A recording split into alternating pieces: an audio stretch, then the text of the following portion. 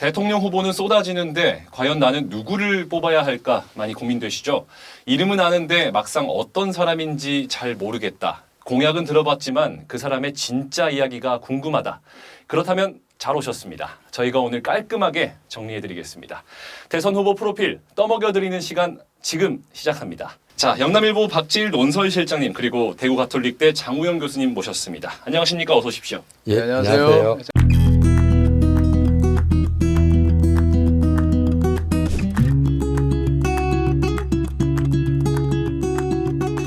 오늘 먼저 국민의힘 김문수 대선 경선 후보에 대해 또 알아보도록 하겠습니다.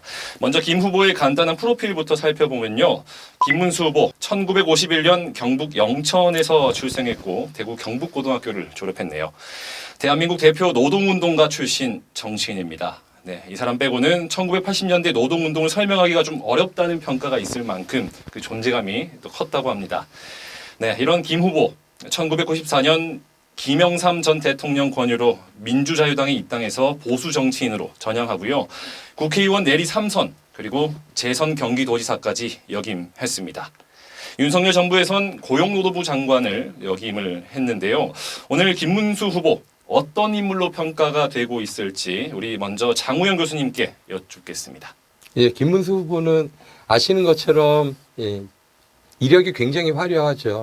학생운동 시절에는 학생운동의 리더였고 또 그리고 노동운동 시절에는 노동운동의 리더였죠. 서울대학교 졸업하기까지 거의 24년이 걸린 사람입니다. 그러니까 학교를 2번을 제적당한 아주 특이한 이력을 가지고 있고요. 한 사람의 생애에서 이렇게 이념적인 스펙트럼이 이렇게 좌에서 우로 아주 급진적으로 건너갈 수 있을까라고 하는 이제 일종의 그러니까 표본 이라고 또 해서 볼 수가 있겠습니다.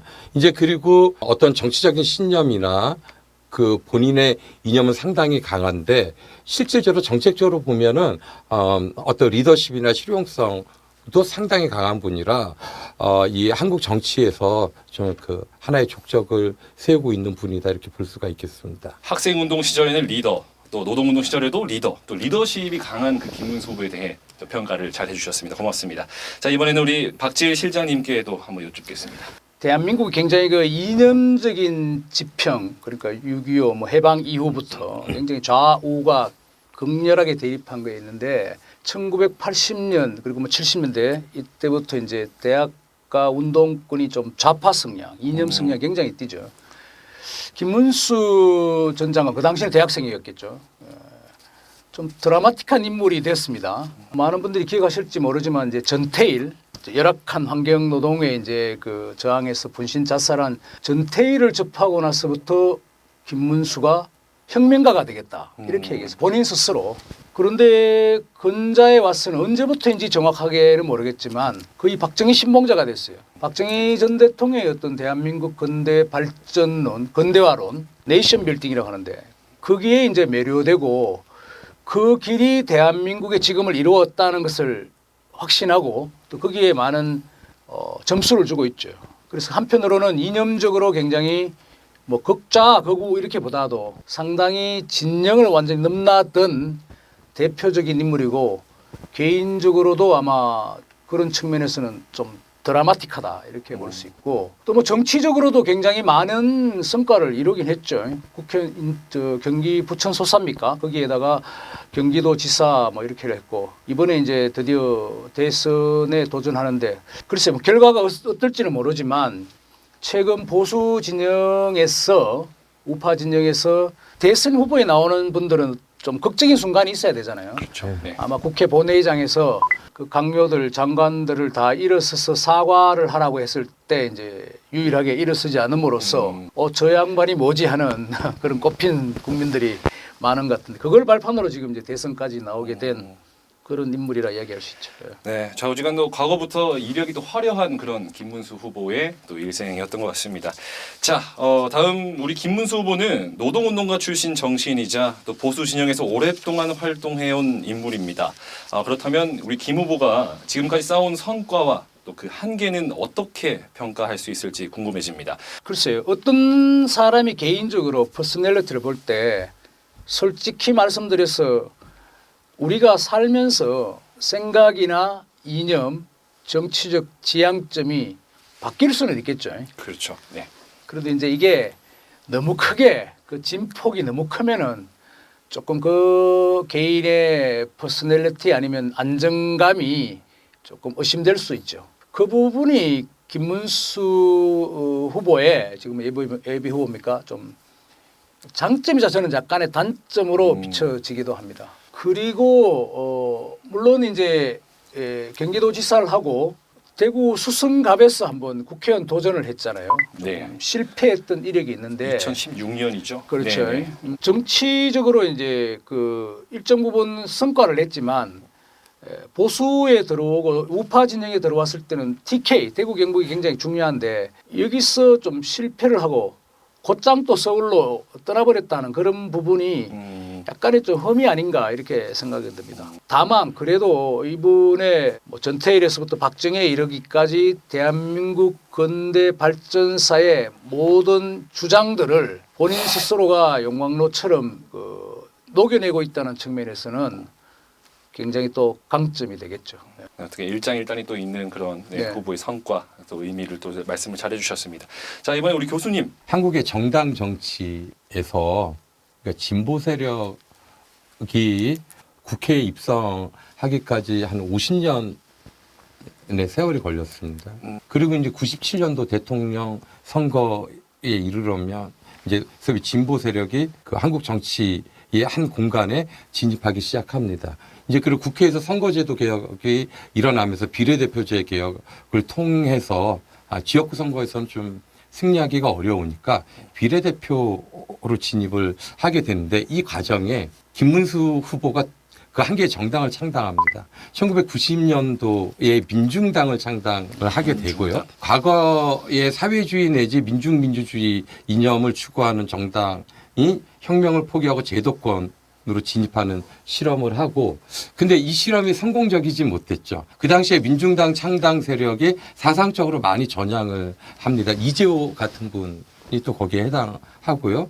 그리고 더 극적으로 94년도에 오면 민주자유당으로 투신을 하죠. 근데 사실상 그 당시에 민주자유당이라 함은 사실은 그 호남을 배제하는 일종의 영남 충청 연합 보수 정당이기 때문에 이 변신이 사실은 굉장히 놀라워요. 김문수 후보는 여기서 한 걸음 더 갑니다. 그래 민중당을 창당한 지 30년 만에 2020년도에 오면 정광훈 목사와 함께 자유통일당을 또 창당을 합니다. 그러니까 한국의 민주주의 이행 이후에 가장 왼쪽에서 가장 오른쪽으로 이 모든 정당을 사실상 민주당만 빼놓고는 다 섭렵을 해본 분이다. 그래서 이제 이 부분에 대해서는 아마도 역사적인 평가가 앞으로 있을 거라고 봐요. 이제 한 사람의 생애가 아직까지 진행 중이기 때문에 네. 또 한편 놀라운 점은 이분의 경기도지사 이제 그 시절에 보면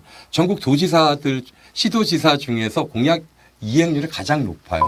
이제 그리고 삼성전자 그 평택 공장을 유치한다든지 김문수 도지사 시절에 광역철도도 완성이 되게 됩니다. 이렇게 보면 실용주의적인 정책 리더십도 엄청나게 우수한 분이에요. 그러니까 두 개의 존재가 이 한 사람의 영혼 속에 공존한다는 느낌을 받는데 이념적으로는 사실 평균적인 시각에서 보면 과잉 이념화되어 있다. 반면에 실천적인 어떤 정책이나 정치에서는 상당히 실용적인 성과 지향적인 이런 모습들을 보여주고 있다고 봅니다. 그래서 아마 대선 국면에서도 장점으로도 작용을 하고 네. 또 그리고 약점으로도 작용하지 않을까. 네, 김문수 후보의 정치적 공과가 또 이번 대선 레이스에 좋은 쪽으로 영향을 미칠지 아닐지 한번 기대가 됩니다. 자, 다음 우리 김문수 후보는요, 또 강성 이미지가 또 아니겠습니까? 또 최근 강경 보수 성향도 드러내면서 오히려 정치적 스펙트럼이 오히려 좁아졌다는 그런 평가도 나오고 있습니다. 중도층 확장성에도 또 한계가 있지 않겠냐는 또 분석도 나오고 있는데 이 부분 어떻게 보시는지 우리 교수님 다시 한번 답변을. 아마도 윤석열 정부에서 야당을 상대로 한 국무위원들 중에서 아마도 김문수, 한동훈의 전투력이 아마 가장 강했을 것이다. 이렇게 판단하시는 분들이 많을 것 같아요. 어떤 정치적인 유연성은 조금 부족하더라도 그러니까 신념과 소신이 지킨다라고 하는 이 부분이 아마 유권자들한테 많이 소구가 될 수 있을 것이라고 판단이 되고요. 이제 평상시에 이념지향적인 발언들을 많이 하시기 때문에 사실은 이게 이념이나 역사나 이러한 부분들은 이제 보면 해석의 영역에 있거든요. 그러니까 인간이 다양한 가치관을 가질 수가 있는데 이런 부분을 국감장이라든지 해서 제가 봤을 때는 불필요하게 많이 노출하는 경우가 있다. 이제 그러니까 그 안에서 엿보이는 게 뉴라이트 역사관 이런 부분들이 있죠. 그래서 가령 일제강점기에서 조선인의 국적은 일본인이다. 예를 들어서. 근데 사실 그런 부분들을 또 우리가 엄밀하게 물고 들어가면 사실은 그 당시 2등 국민이었거든요. 그러니까 일제강점기에서 사실상 국민으로서 대접을 받지 못합니다. 그리고 나중에 일본이 2차 대전에 본격적으로 개입을 하면서 조선인 징용이라든지 이 협조가 필요한 시점에 사실상 그때 가서 국민 대접을 받기 시작하거든요. 그래서 이렇게 좀 해석이 필요한 부분에 대해서 너무 많은 발언을 했던 네. 게 본인한테는 아마 아킬레스건으로 작용할 수 있을 것이라고 판단이 됩니다. 네, 감사합니다. 반대로 이 부분에 대해서 우리 실장님께서 답변해 주시겠습니다. 지금 이제 교수님 말씀하신 것 좀 그건 좀 깊은 논의가 돼야 될 부분인 것 같기는 한데 제 생각에는 이제 이 전체적으로 아마 김문수 대표의 좀 우파적인 강성 이미지는 본인이 지금 그걸 포기할 수는 없을 겁니다. 얘기를 해놓은 게 너무 많기 때문에 그리고 또 그 브랜드로 여기까지 쉽게 보면 김문수 후보는 뒤늦게 지금 만개한 스타일이거든요. 느닷없이 지금 계엄 내지는 또 탄핵 사건의 와중에 아니었으면 솔직히 말씀드려서 그냥 노동부 장관으로 끝이 날 가능성이 굉장히 높았는데 정치적인 변력 속에 자신의 입지, 자신이 생각해오던 것이 뒤늦게 만개한 거기 때문에 그 브랜드를 포기할 수는 없다. 자, 그러면 어떻게 해야 되겠느냐. 아마 그건 국민의힘의 경선이 끝나고 만약에 김문수 장관이 후보로 최종 낙점된다면 국민의힘 자체 내에서 그 다른 인물들이 좀 그 보완해야 되지 않겠느냐. 본인 혼자서 이걸 다 이끌어가기는 힘들 것이다. 국민의힘 내부에도 중도 성향 흔히 이야기하는 그런 분들이 있기 때문에 그 진용을 갖추어서 그걸 좀 보완할 필요가 있다. 저는 그렇게 봅니다. 네. 네, 의견 감사합니다. 자, 이번 대선에서 우리 또 김문수 후보가 내세우는 공약들이 또 많은 것으로 알고 있습니다. 또 그의 정치적 지향점 중 특히 주목해야 할 부분이 있다면 우리 실장님이 다시 한번 먼저. 네. 그러니까 이제 이게 김문수 그 장관의 어떤 전체적인 자기 정치 정체성이나 신념, 뭐 이데올로기적 측면과 관계되기는 하는데 굳이 지금 좀 다른 후보들과의 좀 특이점을 본다면 우리가 예를 들면은 경제 문제, 뭐 기업, 노동, 복지 여러 가지가 있잖아요. 그런데 공약을 이제 막 내는데 다 비슷비슷해요, 사실은. 그렇지만 김문수 장관의 좀 독특한 것은 자기는 노동 전문가라고 아직도 확신을 해요. 노동계는 내가 평정할 수 있다는 자신감이 있어 보여요. 그러니까 친기업이랄까? 아니면은 기업을 대기업을 포함해서 기업을 일방적으로 노동계나 아니면은 민주당 쪽에서 공격하는 부분에 대해서 적극적으로 방어를 해요. 기업을 혐오하지 말라는 메시지를 계속 내고 있다. 친기업적이고 우리가 근대화 과정에서 발전해온 박정희를 포함해서 그 측면을 거슬러 올라가면 기업을 무시하고서는 일자리나 복지나 성장이 없다는 것을 계속 얘기를 하고 있죠. 좀 더 크게 보면 공약적인 측면에서 역시 그 이념적인 그 개인의 이념적인 성향에서 나온 것이지만 우리가 대외 정책 특히 미국을 바라볼 때 민주당을 포함해서 좌파 세력들이 반미적인 정서 내지는 미국을 좀 반대하는 부분에 대해서 또 굉장히 김문수 장관은 그걸 공격을 해요. 그러니까 우리가 뭐 친미를 하자는 것이 아니고 미국을 그렇게 반대해서 우리가 실용적인 외교 그 국제사회 전반의 질서에서 우리가 어긋날 수 있다는 것을 좀 주목하는 스타일이죠. 그 부분이 제가 보기에는 좀 유독 두드러진다 이렇게 네. 평가합니다. 네. 좀 전에 실장이 말씀하신 대로 지금 이제 후보들의 공약을 보면 대동소이한 측면이 많습니다. 어찌 보면 현대 정당이나 선거 캠페인의 특성이거든요.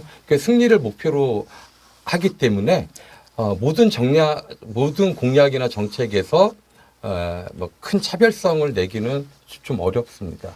반면에 의외로 김문수 후보의 공약을 보면 이전에 도지사 선거를 이제 하면서 가졌던 실용적인 정책들, 그 의외로 청년 정책들이 좀 상대적으로 많은 편인데요. 군 복무 가산점 이 문제도 이제까지는 젠더 갈등의 소재였잖아요. 이제 그런 여성도 군대를 가라. 그러니까 군 복무를 늘리겠다. 30%까지 늘리겠다.